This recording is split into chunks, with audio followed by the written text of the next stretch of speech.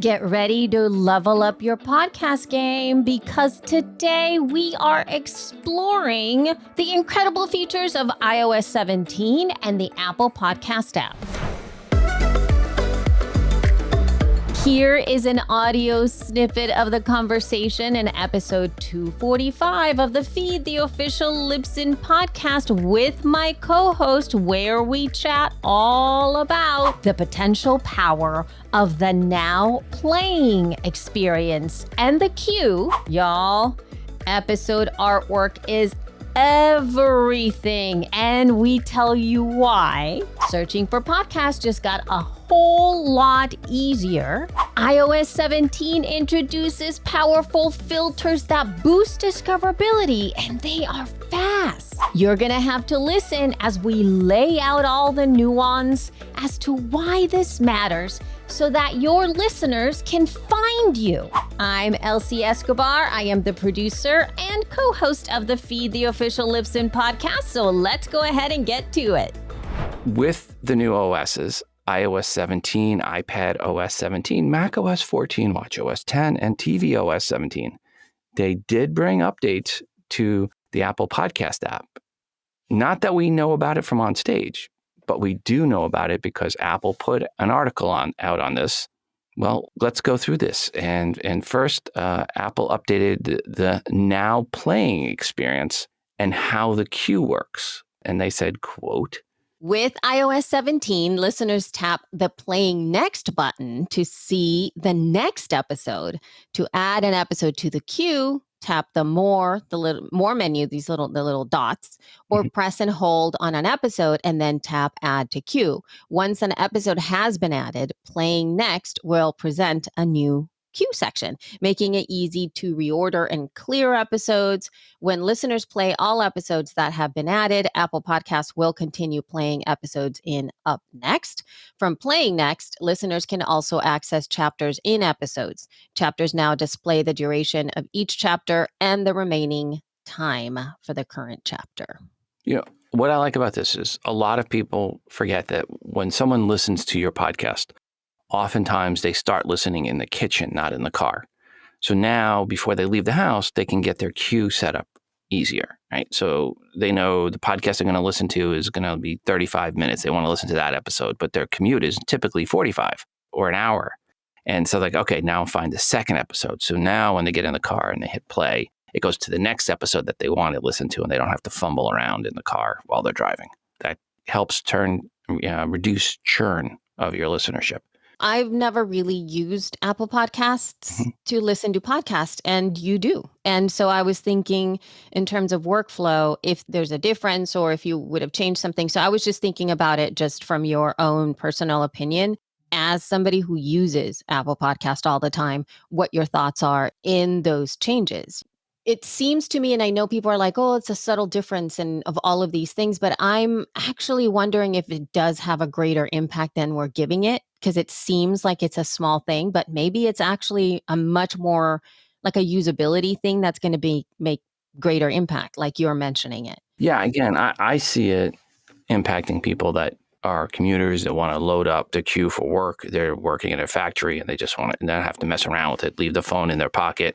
It goes to the next episode. What happens is, so many podcasts release on Monday and Tuesday mornings that if you have like 3 or 4 or 5 that you're listening to in a week, and I think the latest survey numbers say there's like 9 different episodes people listen to per week, maybe 4 or 5 of them come out on Monday and Tuesday. So now you can queue them up to get through it a little bit better, put them in the order of your priority. That would be really great to be able to do that. I work off of queues, which is why I'm asking, because Castro has a queue. And so that's how I listen to my podcast. I always have a queue. In fact, it's a little too long. It's like the other day I found it was like 152 episodes.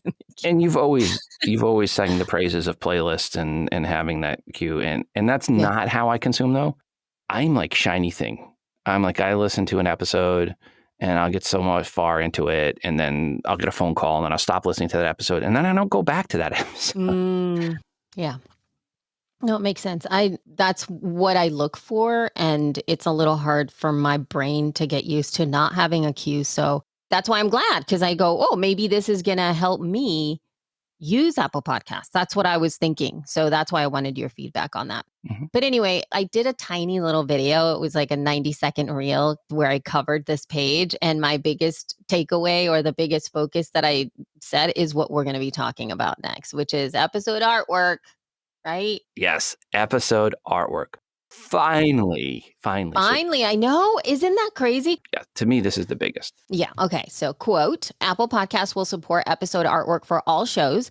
Listeners can learn more about the subject of each episode with an original illustration, graphic, or photograph, which is displayed on the new Now Playing screen and queue, the lock screen and control center.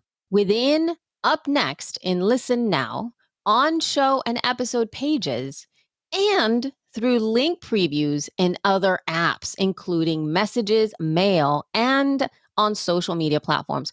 Creators should keep these areas in mind when designing episode artwork for shows. And I think what they say, keep this area in mind, is at the bottom of the artwork, it looked like there was something overlaying on it. But again, I don't have the app yet to see that. So as you know, Apple has always recommended, don't put any text in the bottom 15% of your artwork. So Right. I'm having a feeling that something's going over the bottom 15% of the artwork on the episode. We'll see. And we'll report hopefully next episode when I get the beta installed. So yeah, but at least from one of the screenshots that was in the article, it looked like there was something across the bottom of the artwork. You know what I was thinking too, though, like, and reading that now, I'm curious if they are saying to keep it in mind based on how it populates inside of social media, right? Because there are times when the aspect ratio of images being shared on social are different than the ones that are being shared on podcast apps. We all know that on podcast apps, it's square, but in a lot of places, like LinkedIn or even Twitter or Facebook for that matter, it becomes a little bit more of a rectangular type of presentation. I don't at this time know if you're sharing, from iOS. That would be something for you to test when you get it, for you to share directly to Twitter or any other platform one of our episodes and see if when it's shared, if it in any way truncates the artwork. Although I don't know, right? It might actually show up really nicely and it will be a square. But so I was thinking like, and the other thing would be maybe this is a little hint for people who don't have episode artwork to be like, this is a wonderful opportunity for you to be promoting your show through your artwork. And it's better for you to change it per episode than it is for it to be the same all the time, right? If you're sharing it on social, because it all look the same. Anyway, that's how I took it. One of the things is, if you've been doing custom artwork, all these for each episode, that work is finally going to pay off. It is. So here, I'll read the second quote part of it. And this is what's important. Creators will publish episode artwork via RSS using their hosting provider. I'll stop right there. If you have been uploading in Libsyn 4, there was the place to add the artwork. And in Libsyn 5, it's in this main publish tab where you add the episode artwork at the episode level when you're creating that episode. If you've been doing that, that's what they mean. That's the RSS, using the RSS. Right. So it's not pulling it from the ID3 tags. It's pulling it from the RSS feed. So if you've uploaded that artwork for the episode while you're publishing the episode in the Libsyn UI 4 or 5, you are golden. All right. So I'm going to continue on. They said episode artwork is encouraged for creators submitting requests to be featured on Apple Podcasts. When episode artwork is not supplied, Apple Podcasts will continue to display the show artwork. Apple Podcasts will also default to show artwork when multiple shows are presented together. To further enrich the listening experience, creators can continue to add chapter-specific artwork, which is displayed in real time as listeners progress through an episode, unquote. And then they had a link to where you can learn about adding chapter marks, and they do mention Forecast from Overcast as one of the apps that you can do that for MP3 files. Very cool. Yes. And you can do it really easily through Forecast, guys. If you do want to do the extra mile with Forecast, what's really great with that is that you can easily drag and drop an image for whatever chapter, and you can also add a link, which is something that's obviously that's not supported in all apps, but when it is supported, it's really nice that it goes with the chapter. If there's something specific you're saying, like, sign up for this, you can have the image of whatever you're having people to sign up for, and the link directly inside of that. That's really great also for some baked in ads. If you have a baked in ad in your show and you want to have a direct CTA, that's an extra place that you can send people to, even though not all apps supported. That said, I just want to give a quick shout out to John Spurlock for sharing our podcast on Twitter and sharing a screenshot of our artwork that looked very nice on iOS 17. So it was really cool that it looks very pretty. I kind of dig it, and it's easy to read, and it does make a difference if you have episode artwork that changes enough to draw the difference for your eye. So I guess at this point I should say, Elsie, thank you for all the hard work you've done over the years for the custom artwork. It's finally paid off for you. It's finally paid. I've done it. Mind you, Spotify and Amazon Music and Audible all support episode artwork. Yeah, no. And when I always give people examples of how does episode artwork, where's a good example, I always send them to Amazon Music because I always felt that was the best showcase for episode artwork. It looks very nice. I mean, and absolutely, it looks very nice. So, okay. So we also have search filters that are happening now. So, quote, listeners will be able to more easily find the podcasts they're searching for with new filters for top results, shows, episodes, and channels. Search results will also present more information, such as how much time is remaining in an episode that has been started, or whether an episode has been saved to library. Users can also double tap the search tab to immediately bring the search bar into focus and begin typing. And this is the second thing on my list that I really wanted to test was how the new search results work. What's the default? It looks like it's top results is the default. How is the predictive results in there? That's going to be something that everyone's going to want to check to see how their show shows up in top results for predictive. And because you remember, people, as they start typing, get lazy, see a result that looks interesting, don't even hit that search button. They just tap on one of the predictive results. And I want to see how that looks in iOS 17. So yes. I thought that this was really interesting too. And that is something that I was really curious about, especially where are the filters, right? Is the filter a little drop down that lets you do like a search for either top results or shows or episodes, or is there maybe now a little filter in all of those little places? Like, is there one in your queue? Is there one when you open up the app? Is there one when you go to your channels? That's also something curious. I also like the idea of seeing played so that you're able to see like, oh yeah, I really need to finish playing that episode. So in terms of being able to quickly see it at a glance when people are doing that. Right.